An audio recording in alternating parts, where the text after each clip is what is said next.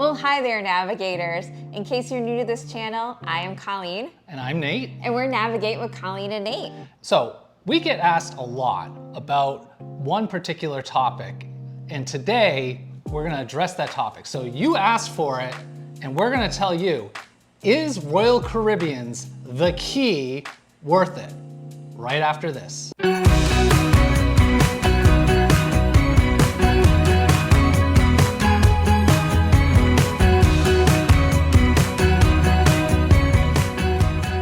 Welcome back. And so first of all, question for everyone out there, beard or no beard? So if you've seen all of our other videos, I do not have a beard on there. Colleen, what's your opinion about the beard? I'm a no beard. She is a no beard, but I like the beard. So comment down below, beard or no beard. This is a new series that we're gonna be doing periodically called Is It Worth It? We actually made a couple videos where we talked about is it worth it? And you can go check those out. We'll have them linked in the description or in this video or somewhere.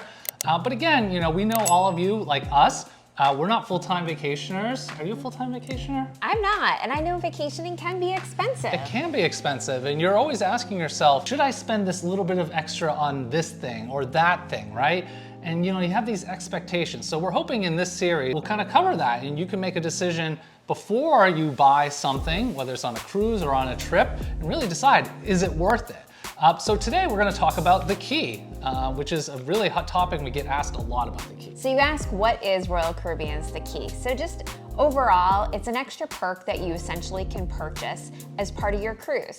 So I like to think of it as an upgraded experience. So today what we're gonna do is kind of talk about those upgraded experiences from everything from pre-boarding to what you actually get on the cruise ship to sadly your disembarkation day, and let you determine, is it worth that extra cost? Also, there are probably some people that the key is not worth it, and we'll kind of cover those today. So if you fall into those not worth it categories, you can definitely save yourself some beaucoup dollars. So Nate, what is the average cost of the key? I know it's gonna vary by sail. So the average cost of the key right now, I think the first time we got it, we actually signed up the first time they ever had the key. I think we were on like the second or third sailing with Royal Caribbean that they'd actually done the key, and it was very cheap, but it's gone up significantly in price. It's obviously gotten very popular. So right now, it's gonna cost anywhere between $30 to $35, depending on the cruise that you're on. And always make sure to check out Royal Caribbean's site for the most current pricing based on the cruise and the ship that you're taking. And I do believe that every person in the cabin has to purchase the key. Yes. It's not just a one adult or one child. So keep that in mind. If you're a family of four, all four of you need to purchase the key. Yeah, but to get some of the benefits of the key, you would want everybody in the cabin to have it. And a bulk of that price actually includes Royal Caribbean's onboard internet service, so Voom. Voom at sea, which is probably changing. I don't know if they're gonna keep calling it Voom, and they're changing providers there, but really good internet service. So actually, that's one of the first people I don't think should buy the key. So if you are someone that's not getting the internet package, that internet package typically costs anywhere from $20 to $22 a day, again, which is a bulk of the key price. So if you're not gonna get the internet or you don't wanna use the internet, I would probably skip the key. I agree. So in this video, we're gonna break out the key benefits in 3 categories. So it's gonna be boarding day, then during your cruise, and then debarkation day. As Colleen mentioned, one of the best perks about the key is the benefits that you get on boarding day. First of all, you can get on the ship a little bit earlier. Now that time is gonna depend on the cruise and the ship that you're on. Our last cruise, we were able to embark at 11 o'clock, which was really nice. We were going out of Fort Lauderdale, and by the time we got to the terminal, around 10:30, the lines were already humongous, and everybody was waiting, and this is even with now the staggered arrival time. So people, I think, are still showing up a little bit early. But the nice thing about the key is as you enter in, you'll see signage. Doesn't matter what cruise port you are, there'll be some signage pointing you to the key. Follow those signs because you don't want to get in the regular line because you're going to get expedited into the terminal, which is really nice. The other thing is they typically will have a separate seating area sometimes for key guests, right? Again, they want to make sure they know where you are. So as they begin embarkation, you're going to be one of the first groups. I think Pinnacle and Diamond members still go first. If you're getting this for early embarkation only, and you already have a certain status with Royal that's going to give you early embarkation, don't get the key. You're just throwing away your money there. But for everyone else, if you're still building up those Royal Caribbean points to get that status level, definitely the key's great. One key note, pun intended, is if you are in a wheelchair like Colleen is, do not let them put you in the spot with everyone else that needs assistance getting on board. So the crew there was really, they were very attentive, but they really were insisting that I needed to go sit with the other wheelchairs, and I kept saying, but we've purchased the key. I want the benefit of getting on the ship early. So we sat with the key folks, and I did not need assistance getting actually on the ship, but they were kind enough. They came up, they said, nope, you're starting your vacation. Let's get you on board now. So if you are in a wheelchair and do need assistance, but you've purchased the key, make sure you sit with the key folks. And then once you get on board, it's really nice. So typically when we get on board, we still do all of our other stuff like book our dining, because we see that other video where we talk about Royal Caribbean's unlimited dining package. But the other thing you get is a Chops lunch. And it's not actually at Chops, probably just because the key's gotten very popular.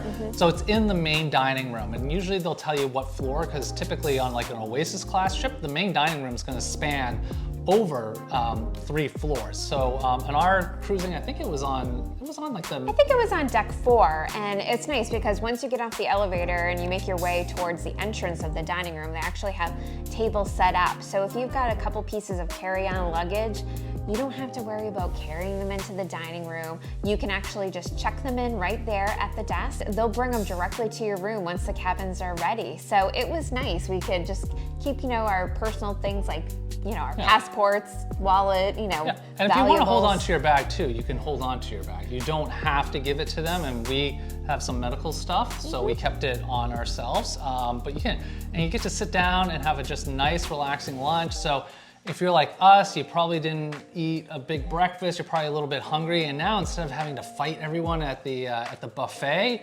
which I don't even think we've ever done the buffet on embarkation day. It just sounds scary. So this is much different. You can have a nice paced lunch. Basically, you have the full lunch menu of Chops Grill. So you can get a filet, you can get a burger, you get an appetizer, you can get dessert. So you can really kick off your vacation in the right way. Okay, so during the cruise, some of the perks that you actually can take advantage of with the key is if you want to do certain activities like the flow ride or rock climbing, you actually have specific access days and times where you can just walk up and get onto the event. So you don't need to wait in line, you don't need to pre-book reservations if that's a thing. You can actually just have your own time allotted slot. Yeah, and I will say though that on some of the things, the times that they do put aside are the kind of off-peak times. So if you're thinking like, oh yeah, the key is gonna get me access to the flow rider in the middle of the day on a sea day. That's not gonna happen, folks. I'm just telling you that right now. They will have some time that's blocked off, but typically what I remember, it was later in the evening, like from 4 to 6. And so again, you might be, if you're getting the key for just that, you might be a little disappointed because again, it doesn't give you access every single day. It's on certain days of the cruise, and it's at certain times as well too. But if there is that activity on board that you want to do and you don't want to take a chance of missing it, like the key could be a good option. One of the other perks is for the theater. So you still have to make your reservations to see a show in the theater, but there is actually designated areas within the theater. So they have it roped off for the suite class, and then they have another section for the key, which is typically right next to the suite class. So that is a really nice perk because you don't necessarily need to arrive 45 minutes before a show to get a good seat. I do want to warn though those that are in wheelchairs, they do not have a specific handicap accessible key area. So you're just going to sit with the other, wheelchairs and kind of lose out a little bit on that benefit. Yeah. Also too, even if you're not in a wheelchair, they're not gonna hold those seats forever. So you still have to get to the show a little bit early. I think typically what I was seeing is about 10 minutes before the show, they took up all the signs, and at that point, those seats become open. But I tell you, those ushers are pretty aggressive at protecting those seats. Yes. So as long as you get there 10 minutes or earlier to that show, you should be okay, and you'll get a nice seat because they usually pick the ones right in the middle. Yeah, right in the center, the top, so Can't go wrong. So one of the other perks during the cruise is if you're actually in a tender port, you get priority embarkation and debarkation, meaning you can get on that little tender boat before everyone else. Yeah, this is something we can't talk to because actually on Royal Caribbean, we've never been at a tender port so far, and Colleen can't tender. I've taken tender boats before, and if you've ever done that on another ship, there's definitely a line, and it was one of the perks on our NCL cruise where we were able to get on early. That's a nice thing, having a separate line, because trust me, it is jammed up at those tender boats, and you want to have some type of priority access to get on board. Especially when it's hot on these islands and you're just like, I'm done with my beach day, I'm done being in the sun, I want to get off the island. Sadly, if you're not in a priority line, the lines can really build up. Yeah, especially as you get closer to departure time there, Right. the lines will get busier and busier and busier. Also, first thing in the morning, the lines are gonna be super packed. So if you wanna get off the ship, get onto that island or wherever you're going for that day, definitely the key would be a great thing to have. And so the last perk, as we already mentioned, is the VOOM, the Royal Caribbean's online internet service. So again, that's a one device per key package that's purchased. And Royal Caribbean definitely has one of the best internets at sea. So if you're new to Royal Caribbean, maybe you've been on some other ships we've heard. I'm not gonna mention cruise lines here, but there's definitely some cruise lines that are pretty notorious for having bad internet. Royal Caribbean, especially in North America and South America, is not one of those cruise lines. So definitely if you wanna stay connected, great benefit. All right, so if you've been finding the information in this video to be useful so far, we invite you to hit that like button and subscribe to our channel. As we said, we're not full-time cruise vloggers. We're folks just like you. We work a regular 40-hour-a-week job, sometimes more than 40 hours a week. And so we know that your vacation dollars are really important. So if you'd like to come along with us, see our adventures, get a real inside look, and really the cruise lines don't pay us, don't get any kickbacks or perks. And it's free to subscribe. And I also want to ask if there's any other Is It Worth It videos that you'd like to see as part of this series. Please comment below because we'd be happy to touch on various topics. Okay, so sadly, your cruise has been wonderful, but it's now over. So on leading up to the last day, they come around with specific luggage tag tickets. So we actually had an extra one that we brought home with us. So this is again specific to the key. So you will actually put this on your suitcase, fill out the tag and the label, and on debarkation day, again, they will take your luggage the night before, and there'll be a specific place when you get off the ship that will have all of the key luggage all congregated together. That has been a huge help and benefit for us because I know it's essentially just a large warehouse room with suitcases everywhere. Yeah. I would still though recommend putting some type of luggage tag. We have some bright orange ones on our luggage that really helps pop them out because there's still quite a few bags there, but they do a nice job of kind of segmenting the key guest, and you can see that. I think the other benefit though that I like the most is you can just get off the ship whenever you want, which is I think super cool. You've been on cruising, or if you're going on your first cruise, you hear a lot about embarkation day and how hectic it is. Well, guess what? Deembarkation day is probably almost as hectic, not quite, but there's long lines sometimes to get off the ship. If you have to pick a time, you're basically put in a group with other people and you have to get there at a certain time and then you just kind of sit around and wait. With the key, there's none of that. In fact, you get a breakfast that's in the main dining room just for key members, and it's really great. So you can wake up, kind of take your time, get ready, and head down to breakfast, and then head back up to the room. Take your time. Now, they do say in the letter that you have to get off the ship by 9 a.m. But nobody was hunting us down. I think we did push it pretty close though last cruise. We did, but fortunately we can drive home, so we're not worried about necessarily catching a flight home, which is nice. So we can use the restrooms, just all those little things before you hop in the car and you start your journey home.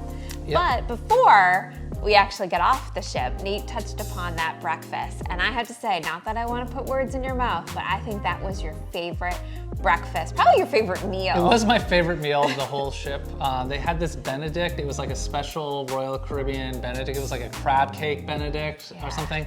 It was absolutely awesome. Just a fantastic way to like finish off the cruise. Getting on and the getting off, I think that's a key benefit of the Key, a key benefit of the Key, pun intended again. So overall, Colleen, what would you think? Would you recommend that people get the Key? I think to Nate's earlier point, if you're interested in getting the internet package, I think for a few extra more dollars per person per day, I do think it's worth getting the Key for the extra perks. I would agree. If you're going on a 7-day cruise, I think typically the difference between the internet package and the Key is going to be about $10 a day. So for 2 people, you're looking at an additional $140. So you kind of have to ask yourself a question, is that worth it? And for us, that is worth it, but we know everybody's on a different budget. Everybody has different, a status with Royal Caribbean. So again, I would just make sure to check your status with Royal Caribbean, see what perks you get before you purchase the Key. Also, again, if you're not gonna get the internet package, I wouldn't get the Key because you're paying a lot of extra money and you're not getting one of the main benefits, which is that Voom high-speed internet. Hopefully you found this video helpful, informative, and you can go ahead and make your informed decision now of whether or not you want to purchase the Key on your next Royal Caribbean cruise.